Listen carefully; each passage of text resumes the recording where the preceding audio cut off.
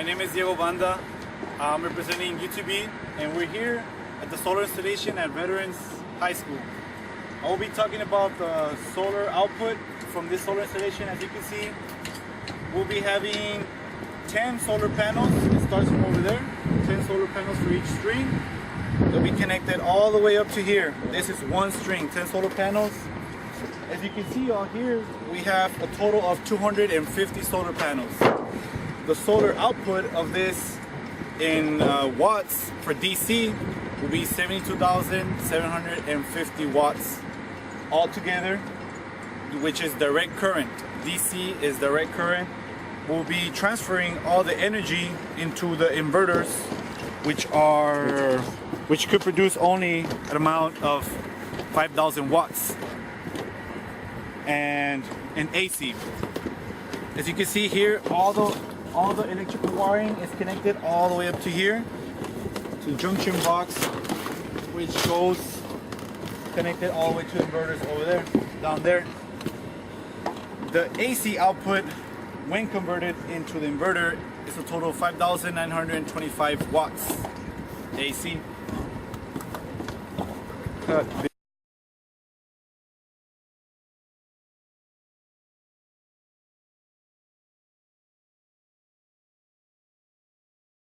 Hello, my name is Jesus Chavez. I'm a student from UTB. Right now we're here at the Veterans Memorial High School solar panel installation. Once the solar panels are anchored to the roof, the wire is then routed to one of 3 junction boxes. This one being the main junction box runs 3 conduits down to the side of the roof. Once the wiring is on the side of the roof, it is connected to the inverters. The inverters are what convert all the DC power to AC power.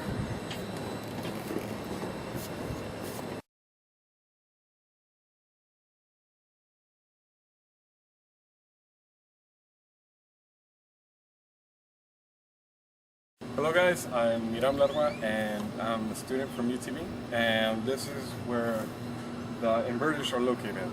These inverters are connected to the solar panels that are on the rooftop, and those solar panels are connected to the junction boxes, which then are run to one main junction box, which has 3 conduits running down to the side of the building. As you can see, this is where the 3 conduits end up, and the 3 conduits are distributed amongst all these inverters. And what the inverters do is convert DC power to AC power. Once we have AC power, we connect it to a meter, and from the meter we connect it to this really big AC disconnect. And from there it goes and it's distributed throughout the building.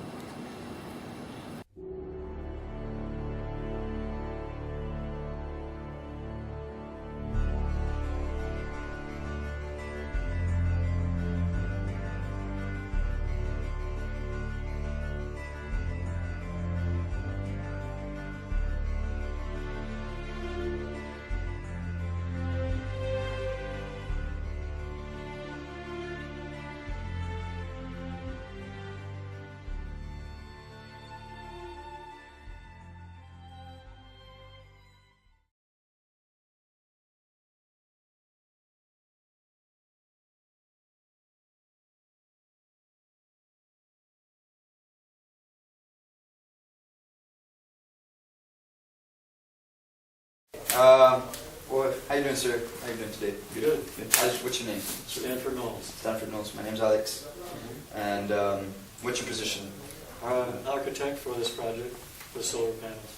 Awesome. And how's your involvement in the project? What do you most? Mainly what we're doing is making sure the coordination for the site works, as well as the interface back from the panels to the building. And then we approve the design, or help get the design approved for the site. Oh, right on. So if there's like a flaw, you guys have to cover it first and make sure it's 100% correct. That's the intent. That's the intent. Yes. So it's not just the solar panels themselves, it's how it interfaces with the parking lot, because it is a canopy. It's above the ground. Right. How it does interface with the building, and whether it's going to work with the building. The other concern would be turning it into something that can be utilized in the future. Solar technologies are great. Do they work and do they actually return the investment? That's the other half of it. Good question, right? And what do you think? What do you think this one's? Do you think it's actually gonna be an effective project, or? It'll be effective because it is based on a grant.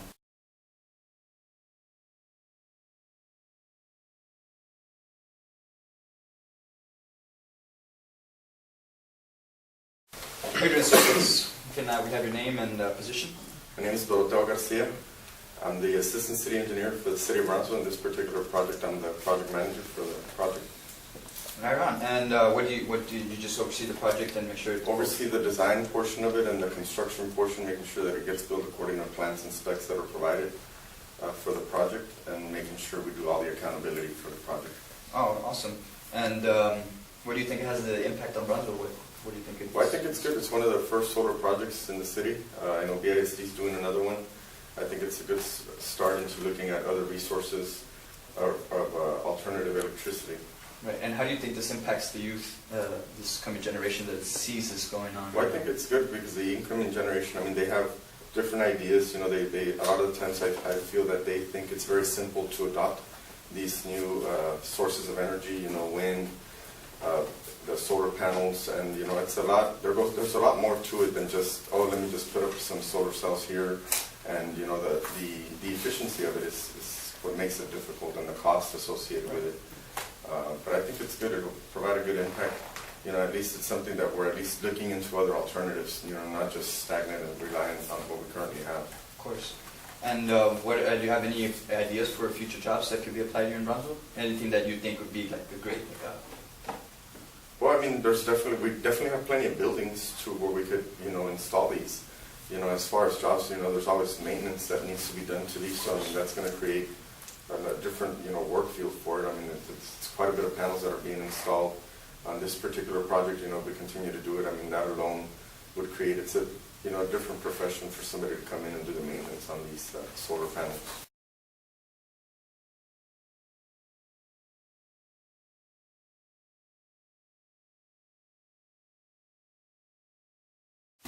Chris Patterson, the Parks and Recreation Director for the City of Brownsville. Nice to meet you, sir. My name is Alex. I'm a student at UTB, and I just want to know what's your position and what actually your involvement in the Brownsville Solar Project. Our department oversees the Youth Homeless Resource Center, and when the Office of Grant Management applied for the grant, the COB grant, they wanted a nice place to put it. Right. And we figured that since the Homeless Resource Center was going to have youth, it'd be a perfect place to try to do something new, bring something new to something old. That's good. And basically it worked out perfect, but the number one thing is that our community is not really keen, don't really know too much about solar. Right.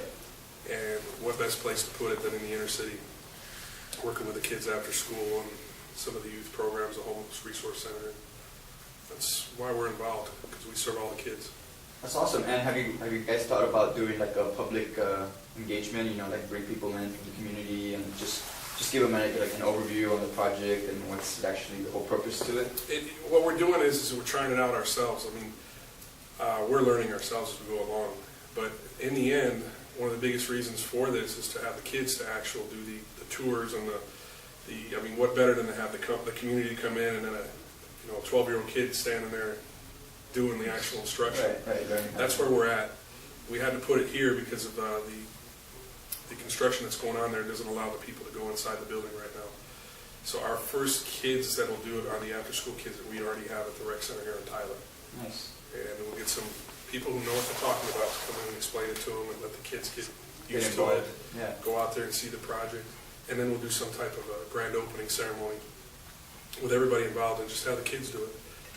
That's great. It's good to know that you guys are involving the community so they can learn and they can expand. Because these kids are going to grow up and you never know, they might enjoy it and they might make their own company. And that's all it takes, just one person. Yeah. And what do you think there could be other future jobs out of this, like other places that could be established as solar panels? I think what it is because looking back, without saying the age, when I was younger, the computers weren't really into it. All my buddies that had to jump on computers, and I didn't.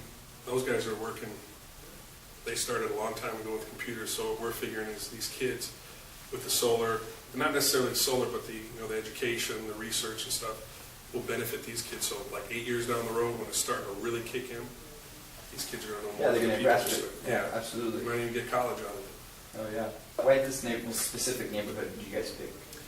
This neighborhood that we serve, specifically the Brownsville Recreation Center in Tyler, is a Buena Vida neighborhood. And a few years back, I'm saying maybe 15 years back, there was a study at UTB, a national study that came in, and this is the poorest section of our community, Brownsville proper. I mean, Cameron Park is poor, but we're by the museums, we're by the university, we're by the judicial buildings. Oh, you're like in the middle of town. And yet our kids are the poorest, our neighborhood's the poorest. There's housing developments here. And to have something like this in this part of town is really important, extremely important. It's just one thing that these kids can say that they have here that we don't have it in Brownsville elsewhere. And that's why it's we're real excited about it. I'm just kind of anxious to see how the kids take to it. Yeah. So that's why we're so glad it's in this part of town. And I'm pretty sure the community appreciates what you guys are doing, and they're going to take it full on. They're going to want to know what's going on, and you never know. Maybe there's going to be businesses that want to jump on this and be like, you know what, let's go green. Yeah, it'll happen. It'll happen, especially with interviews like this and Right. a little more marketing on the subject. So.